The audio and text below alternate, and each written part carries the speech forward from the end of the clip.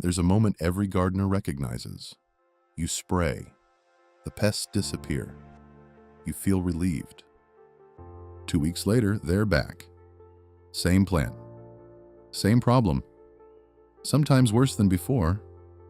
Most people assume that means they need a stronger spray, a better product, a more aggressive approach. But what if the pests aren't actually the problem? What if they're a symptom of something happening underneath? Something most gardeners never think to look at. Why this matters. Pests don't attack randomly. That's the part almost nobody realizes. An insect doesn't choose a plant by accident. It's responding to something, a signal the plant is already sending, whether anyone notices it or not. A struggling plant releases chemical compounds that essentially broadcast its condition into the surrounding air. Healthy plants don't send that signal nearly as strongly, which means the real question was never, how do I kill these? It's, why did my plant become the one they noticed?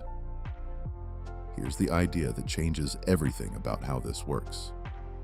The plant was already struggling before the pests arrived.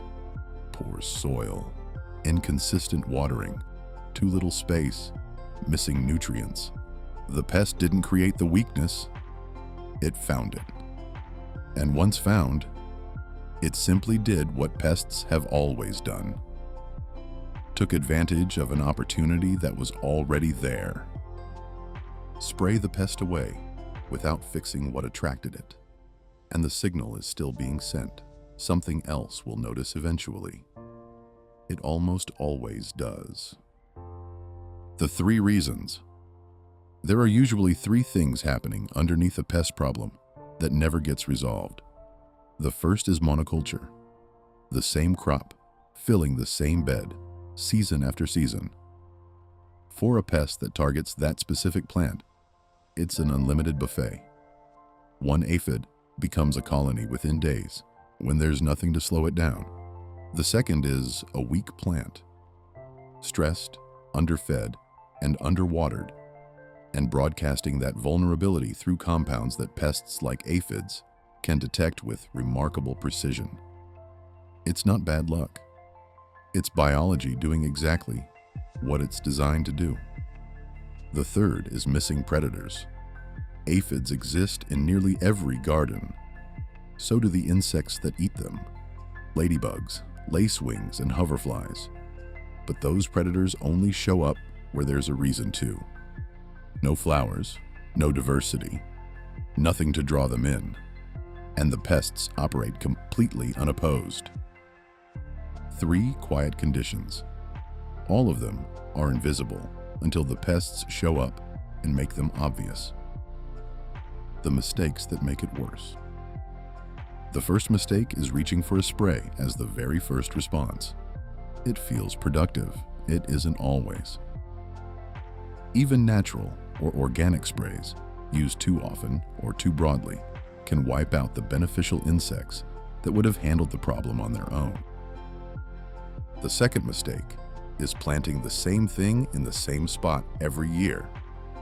No rotation, no variety, no resistance built into the system.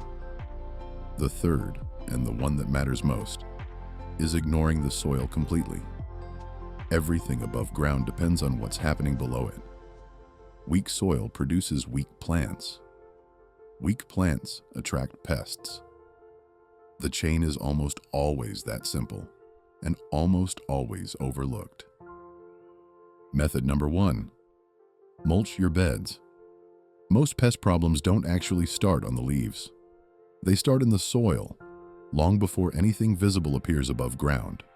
A layer of straw, wood chips, or dried leaves keeps moisture consistent, which means the plant experiences less stress between waterings.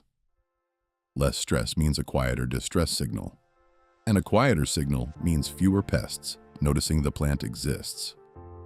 Mulch also protects everything living underneath it, the bacteria, fungi, and worms that keep soil functioning as a system rather than just a growing medium. Method number 2, attract beneficial insects. What if the pest problem solved itself without any spraying at all?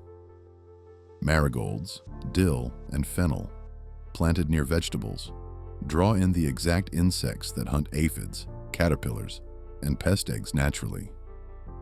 No purchasing predator insects. No release programs. Just an invitation, planted directly into the border of a bed. Even a small strip of flowers around a vegetable patch can shift the entire balance. It's not pest control in the traditional sense. It's building a tiny ecosystem that handles pest control on its own. Method number 3. Nettle tea spray. This is one of the simplest ways to make a plant stop signaling vulnerability in the first place. Stinging nettles, fermented in water for about a week, create a nutrient-dense liquid that's especially high in nitrogen. Diluted roughly 1 part nettle liquid to 10 parts water. It can be sprayed directly on leaves or poured at the base of the plant. What it actually does is strengthen the plant from the inside. A stronger plant sends a weaker distress signal, and a weaker signal means fewer pests notice it's there at all. Method number 4. Baking soda spray. Not every pest problem starts with an insect. Fungal issues like powdery mildew often create the secondary conditions that invite pests in. A spray made from 1 teaspoon of baking soda, water, and a few drops of vegetable oil changes the surface pH of the leaf, making it considerably harder for fungus to take hold. The timing matters here, more than with most treatments. Applied at the first sign of trouble, it prevents the spread almost entirely. Applied after the mildew has already established, it does far less. Method number 5. Mild soap spray. For pests already established on a plant, this is the fastest natural response available. Soft-bodied insects, aphids, whiteflies, are vulnerable to a simple mix of mild dish soap and water sprayed directly onto them. It breaks down their outer coating and causes dehydration almost immediately. A few drops in a liter of water is enough. Applied in the morning, away from direct sun, it works as an emergency response rather than a long-term fix. Useful, but only ever part of the picture. Here's the piece that ties everything together, the one almost nobody thinks about until it's already a problem. The soil itself. It isn't just dirt holding a plant upright. It's a living network of organisms that determine how well a plant can absorb nutrients, handle stress, and resist exactly the kind of weakness that attracts pests in the first place. Disrupt that network through chemicals, compaction, or leaving it bare and exposed, and the plant suffers in ways that aren't visible until much later. Add compost regularly. Keep it covered when beds sit empty. Avoid anything that kills the life underneath the surface. It's the slowest part of this whole system to build. It's also the part nothing else holds up without. Working with a garden, instead of constantly reacting to it, changes things faster than most people expect. Plants look different. Growth feels different. Pests don't disappear completely.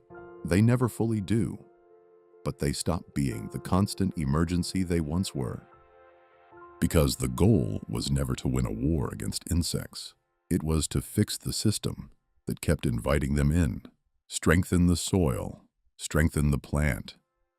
Let the right insects do the work they were always going to do anyway. And the garden that once needed constant defending starts quietly defending itself.